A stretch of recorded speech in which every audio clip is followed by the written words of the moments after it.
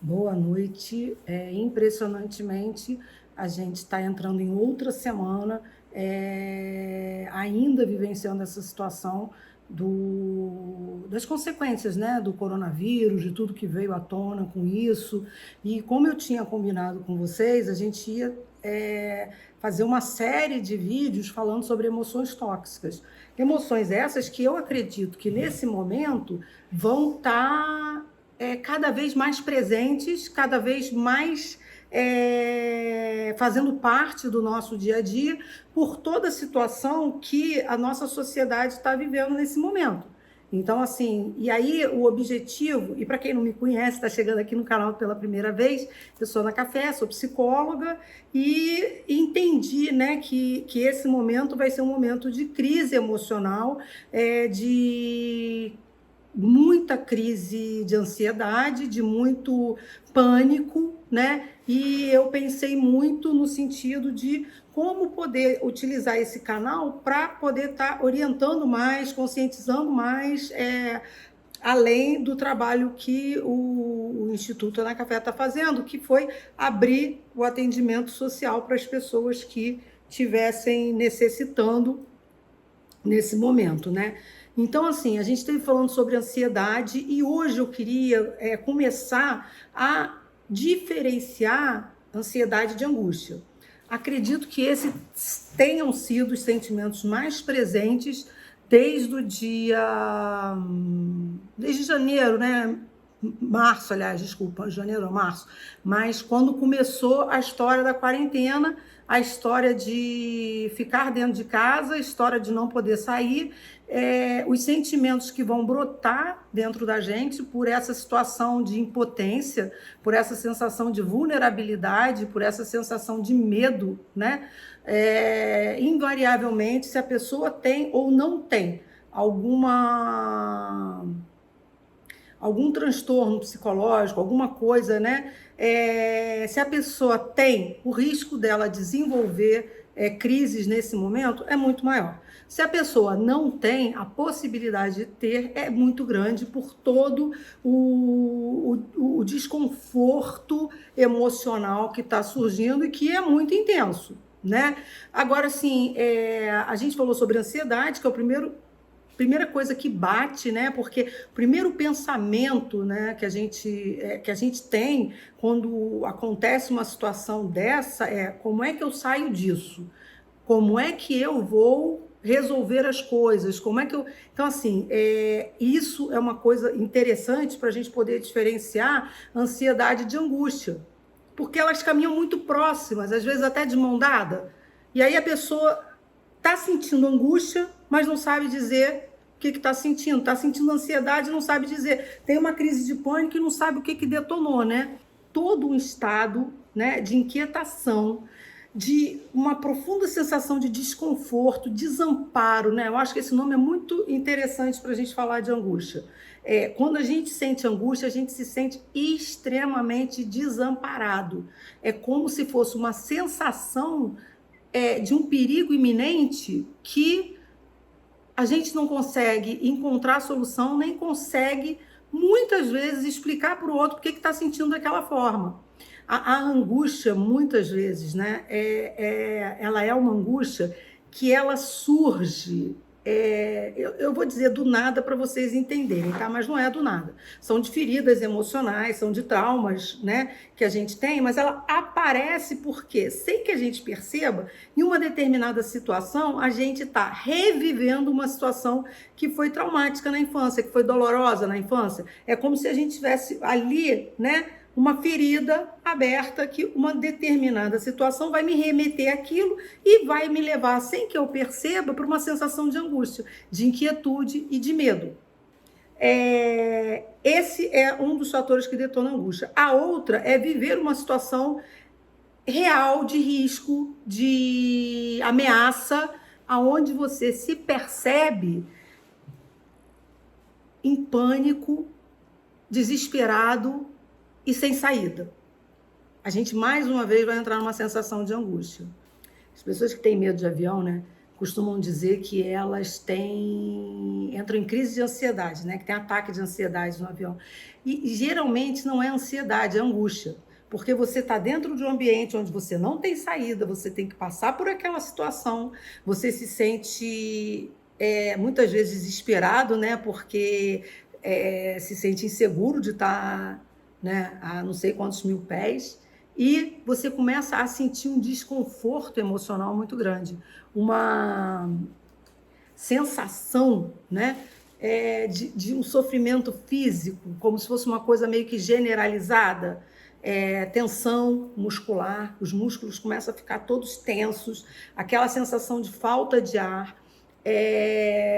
Algumas pessoas têm uma sudorese maior, começam a suar um pouco mais, principalmente na palma das mãos, na planta dos pés. Então, por isso caminha muito próximo da ansiedade, porque eu penso assim que a angústia talvez fosse um momento anterior à ansiedade. A pessoa, para entrar num processo de ansiedade, ela passou por um momento de angústia, ela passou por um momento de estar se sentindo sem saída e desesperada.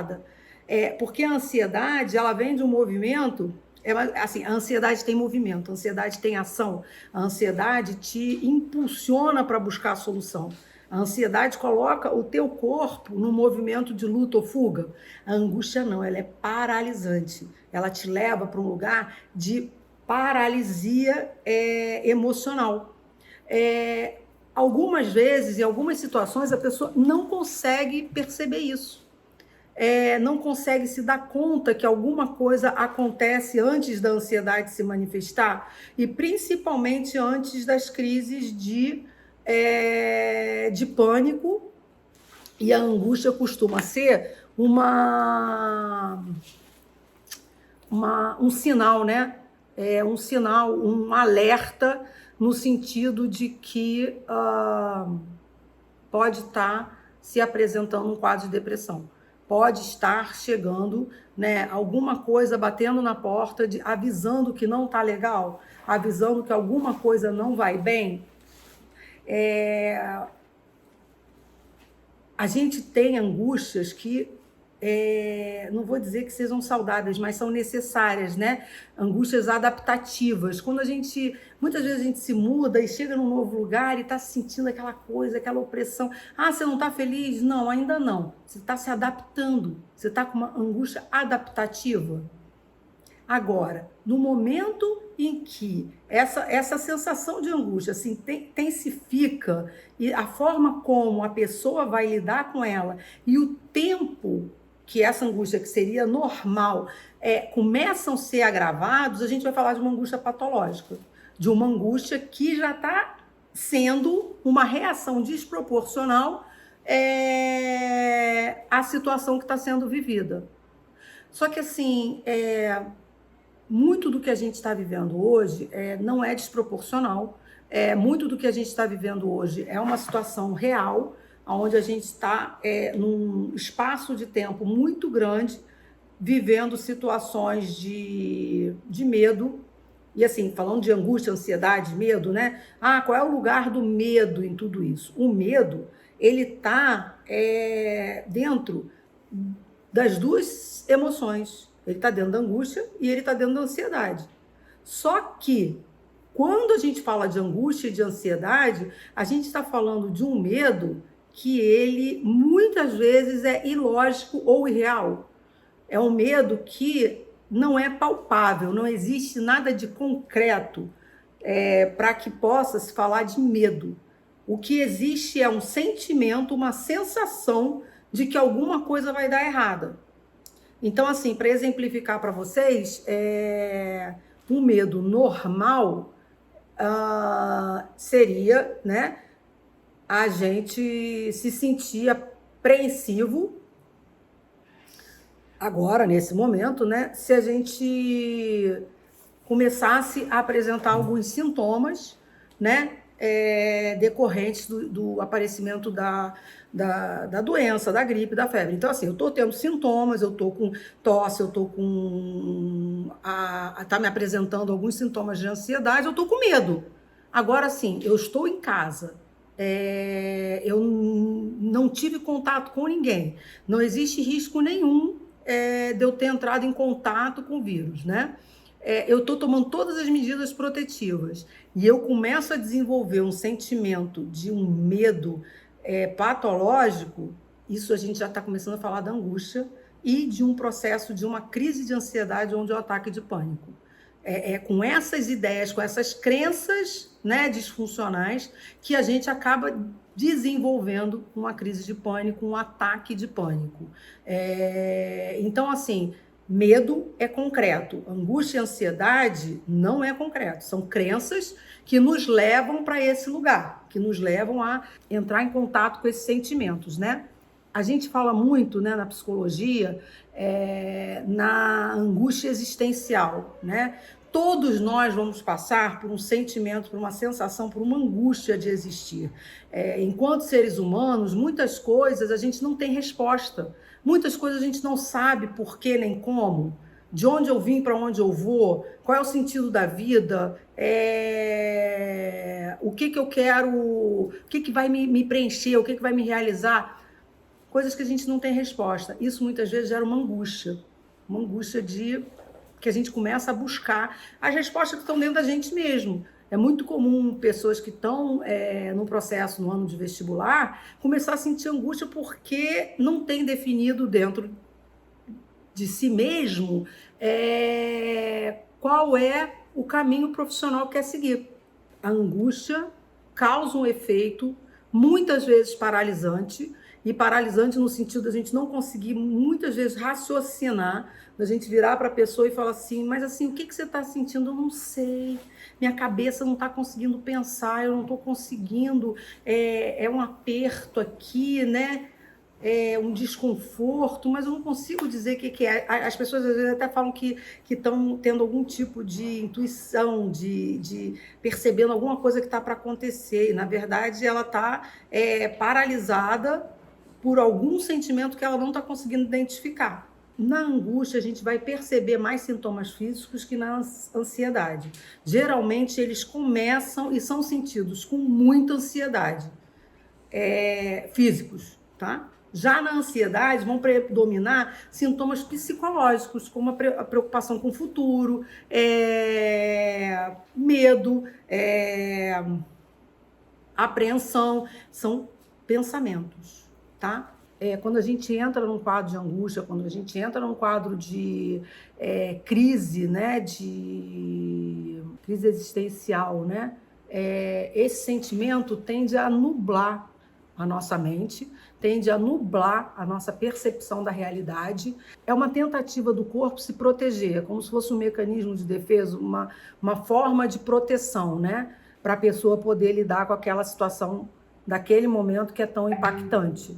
Mas na tentativa de proteger, se a gente não buscar se cuidar, se tratar, e assim, é extremamente recomendado para as pessoas que estão passando por situação de angústias constantes, né? Independente desse momento, a gente sabe que é um sentimento que é muito comum nas pessoas, é um dos sentimentos que muitas vezes leva a pessoa a buscar terapia, leva a pessoa a buscar tratamento, porque está buscando alguma resposta, querendo entender alguma coisa, né? Então, assim, aproveitar esse chamado do teu corpo, esse convite do teu corpo para se conhecer, para buscar entender melhor como é que está funcionando a tua dinâmica psíquica, entender melhor como é que estão caminhando os seus desejos, porque assim, no dia a dia, a gente acaba não se olhando, não olhando para isso, e eu acho interessante que as pessoas falam para mim assim, agora mesmo eu recebi um e-mail, né, falando assim, então você procura um psicólogo para desabafar, e eu virei e falei, olha, psicólogo não é para desabafar, psicólogo é um espaço para se tratar, se conhecer, se reconhecer, se buscar. E cada vez a humanidade que a gente vive, né, esse planeta que a gente vive hoje, está precisando de respostas, está precisando entrar mais em contato com o seu eu subjetivo, com o seu eu existencial. E isso é um resgate da angústia. Isso é uma possibilidade de tratar esse sentimento que é tão doloroso, que é tão desconfortável, inevitável e que muitas vezes leva a gente a uma necessidade medicamentosa que poderia ter sido evitado se a gente buscasse ajuda no momento adequado, se a gente não tentasse achar que eu dou conta de tudo, né? Eu consigo resolver sozinho, né? Eu levo isso sozinho. Então, assim, bom, era isso que eu queria trazer para vocês hoje. Espero que tenha ficado um pouco mais claro essa relação do indivíduo, do ser, com a angústia, com a sua subjetividade, né? Com o seu eu. E eu espero que a gente esteja caminhando para dias melhores. E obrigada por estar aqui no canal, obrigada por estar assistindo a gente essa semana. E se você gostou, curte e compartilha, tá bom? Obrigada.